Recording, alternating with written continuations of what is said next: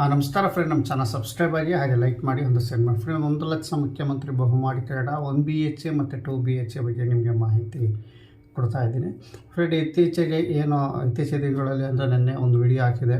ಅಡ್ಡಾರಪಾಳ್ಯದಲ್ಲಿ 5ನೇ ತಾರೀಕು ಸಾಲದ ಮೇಳ ನಡೆಯುತ್ತೆ, ಹಾಗೆ ಪಿಳ್ಳಳ್ಳಿಯಲ್ಲಿ 7ನೇ ತಾರೀಕು ಸಾಲದ ಮೇಳ ನಡೆಯುತ್ತೆ ಅಂತ ನಾನು ಒಂದು ವಿಡಿಯೋ ಹಾಕಿದೆ.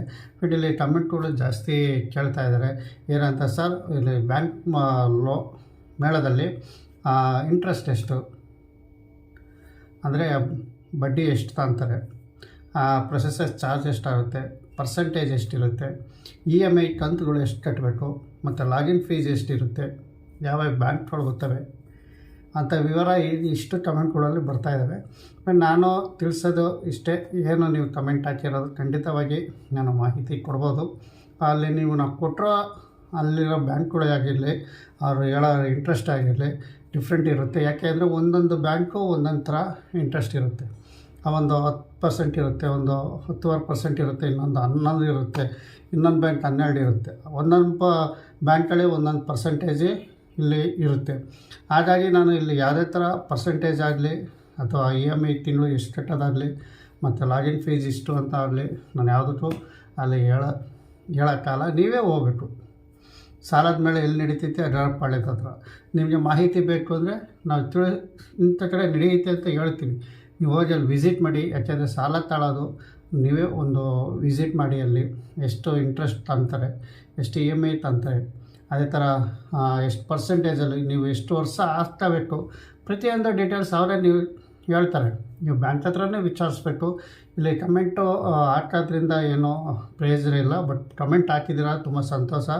ಯಾಕೆ ಅಂದರೆ ಅದು ನಡೆದಾದ್ಮೇಲೆ ಹಾಕಿದರೆ ನಾವು ಖಂಡಿತವಾಗಿ ಮಾಹಿತಿ ಕೊಡ್ಬೋದು. ಈ ಸದ್ಯದಲ್ಲೇ ಈಗ ನಡೀತಾ ಇದೆ, ಹೋಗಿ ಬನ್ನಿ. ಪ್ರತಿಯೊಂದು ಡೀಟೇಲ್ಸ್ ಮಾಹಿತಿ ಅಲ್ಲೇ ಕೊಡ್ತಾರೆ ನಿಮಗೆ. ಏನು ಬ್ಯಾಂಕ್ನವ್ರು ಬಂದಿರ್ತಾರಲ್ಲ, ಎಷ್ಟು ತಿಂಗಳಿಗೆ ಎಷ್ಟು EMI ಕಟ್ಟಬೇಕು, 10 ವರ್ಷಕ್ಕೆ ಎಷ್ಟು, 15 ವರ್ಷ ಎಷ್ಟು, ಅದೇ ಥರ 20 ವರ್ಷಕ್ಕೆ ಎಷ್ಟು EMI ಬೀಳುತ್ತೆ, ಪ್ರತಿಯೊಂದು ಡೀಟೇಲ್ಸ್ ಅಲ್ಲೇ ಬ್ಯಾಂಕ್ನವರೇ ಕೊಡ್ತಾರೆ. ನಿಮ್ಮದೇನಿಲ್ಲ, ಒಂದು ಪಾನ್ ಕಾರ್ಡು, ಆಧಾರ್ ಕಾರ್ಡು, ಮತ್ತು ನಿಮ್ಮದೇನು ತಾತ್ಕಾಲಿಕ ಹಂಚಿಕೆ ಪತ್ರ, ಇವು ತಗೊಂಡೋಗಿ ಸಾಕು. ಅಷ್ಟು ತಗೊಂಡೋದ್ರೆ ನಿಮಗೆ ಡೀಟೇಲ್ಸ್ ಎಲ್ಲ ಅವರೇ ಹೇಳ್ತಾರೆ. ನಿಮಗೆ ತಿಂಗಳಿಗೆ EMI ಎಷ್ಟು ಬೀಳುತ್ತೆ, ಎಷ್ಟು ವರ್ಷಕ್ಕೆ ಎಷ್ಟು ಅಮೌಂಟ್ ಬೀಳುತ್ತೆ, ಕಂತು ನೀವು ಕಟ್ಟೋದೆಷ್ಟು, ಇಂಟ್ರೆಸ್ಟ್ ಎಷ್ಟು, ಅದೇ ಥರ ನಿಮಗೆ ಅವರು ಎಷ್ಟು ಪರ್ಸೆಂಟೇಜ್ ಹಾಕ್ತಾರೆ ನಿಮಗೆ ಎಲ್ಲ ಪ್ರತಿಯೊಂದು ಅಲ್ಲೇ ಬ್ಯಾಂಕ್ನವ್ರು ಕೊಡ್ತಾರೆ. ಹಾಗಾಗಿ ನಾನು ತಿಳಿಸೋದಿಷ್ಟೇ, ಏನೋ ನೀವು ಕೇಳಿರೋಂಥದ್ದು ಪ್ರೊಸೆಸಿಂಗ್ ಚಾರ್ಜ್ಗಾಗಲಿ ಅಥವಾ ಇಂಟ್ರೆಸ್ಟ್ ಆಗಲಿ ಅಥವಾ ಕಂತು ಎಷ್ಟು EMI ಇವೆಲ್ಲ ಅಲ್ಲೇ ಬ್ಯಾಂಕ್ಗಳು ಕೊಡ್ತಾರೆ. ಅದು ನಾವು ಹೇಳೋಕ್ಕಲ್ಲ, ಯಾಕಂದರೆ ಒಂದೊಂದು ಬ್ಯಾಂಕು ಒಂದೊಂದು ಥರ ಇಂಟ್ರೆಸ್ಟ್ ಇರ್ತವೆ. ಹಾಗಾಗಿ ನಾನು ಸಿಂಪಲಾಗಿ ವಿಡಿಯೋ ಮಾಡಿ ನಿಮ್ಗೆ ತಿಳಿಸ್ತೀನಿ. ಆದಷ್ಟು ನೀವು ಬ್ಯಾಂಕ್ಗಳಲ್ಲಿ ಹೋಗಿ ಪ್ರತಿಯೊಂದು ವಿಚಾರಿಸಿ. ಇಲ್ಲಿ ಕಮೆಂಟ್ ಹಾಕೋಕ್ಕಿಂತ ನೀವು ಬ್ಯಾಂಕಲ್ಲೇ ಹೋಗಿ ವಿಚಾರಿಸೋದೇ ತುಂಬ ಒಳ್ಳೆಯದು. ಯಾಕೆ ಗೊತ್ತಿಲ್ಲದವ್ರಿಗೆ ಹೇಳ್ಬೋದು.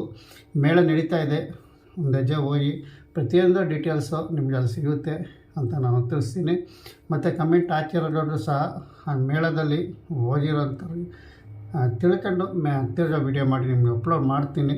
ಎಷ್ಟು ಪರ್ಸೆಂಟೇಜು, ಯಾವ ಬ್ಯಾಂಕ್ ಬಂದಿದ್ವು, ಪ್ರತಿಯೊಂದು ಡೀಟೇಲ್ಸ್ ನಿಮಗೆ ನಾನು ಕೊಡ್ತೀನಿ ಅಂತಲೂ ಸಹ ತಿಳಿಸ್ತೀನಿ. ಒಟ್ಟಿನಲ್ಲಿ ಏನು ಅಡ್ಡಾರಪಾಳ್ಯದಲ್ಲಿ 5ನೇ ತಾರೀಕು, ಅದೇ ಥರ ಪಿಳ್ಳಳ್ಳಿಯಲ್ಲಿ 7ನೇ ತಾರೀಕು ನಡೆಯುತ್ತೆ. ಅಡ್ಡಾರಪಾಳ್ಯದಲ್ಲಿ ಸರ್ವೆ ನಂಬರ್ 30ರಲ್ಲಿ ಇಲ್ಲಿ ನಡೆಯುತ್ತೆ ಅಂತ ನಾನು ತಿಳಿಸ್ತೀನಿ. ನಮ್ಮ ಚಾನಲ್ ಸಬ್ಸ್ಕ್ರೈಬ್ ಆಗಿ ಹಾಗೆ ಲೈಕ್ ಮಾಡಿ, ಇದೇ ಥರ ಸಪೋರ್ಟ್ ಮಾಡಿ ಅಂತ ಹೇಳ್ತಾ ಇಲ್ಲಿ ವಿಡಿಯೋ ಮುಗಿಸ್ತಾ ಇದ್ದೀನಿ. ನಮಸ್ಕಾರ. ವಿಸಿಟ್ ಮಾಡಿ, ಬ್ಯಾಂಕಲ್ಲಿ ಸಾಲದ ಮೇಳ ಹತ್ರ ವಿಸಿಟ್ ಮಾಡಿ ಅಂತ ನಾನು ತಿಳಿಸ್ತೀನಿ.